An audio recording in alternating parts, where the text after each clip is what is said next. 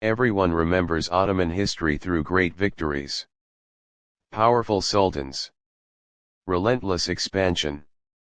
But almost no one asks this question: what if a winning sultan was actually losing? What if a man remembered as a legend was slowly exhausted while sitting on the throne? This is not a story of endless glory.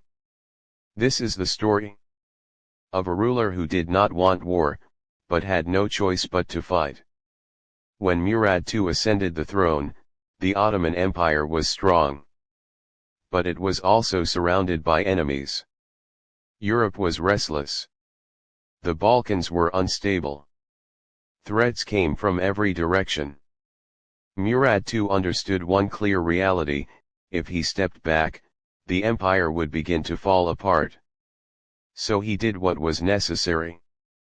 Throughout his reign, he managed to keep the Ottoman state together, both in the east and in the west. He faced powerful crusader armies and secured the empire's position in Europe. At the Battle of Varna, he defeated a confident crusader alliance.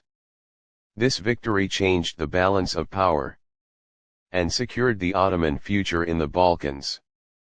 But these victories did not bring him peace, because every war took something from him. Endless campaigns, constant pressure, never-ending responsibility. The throne was no longer a symbol of power. It became a burden.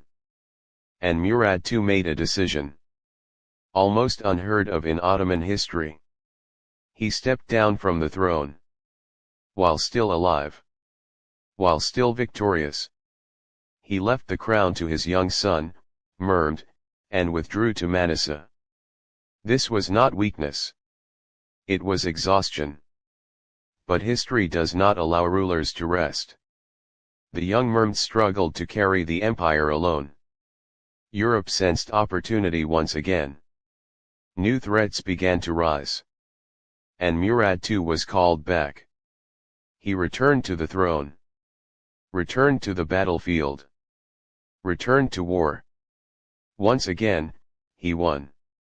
This time at Kosovo. A victory that firmly secured Ottoman control in the Balkans. But this victory marked a turning point. Because Murad II understood something clearly: every victory only brought new responsibilities. He kept the empire alive. He prevented collapse. He left behind a strong foundation. But he paid for it with his own peace. His story is not one of conquest. It is a story of sacrifice.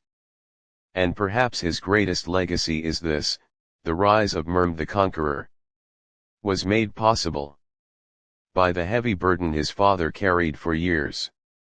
Some leaders are remembered by their names, some by their conquests. Murad II should be remembered as the man who carried the empire forward in silence.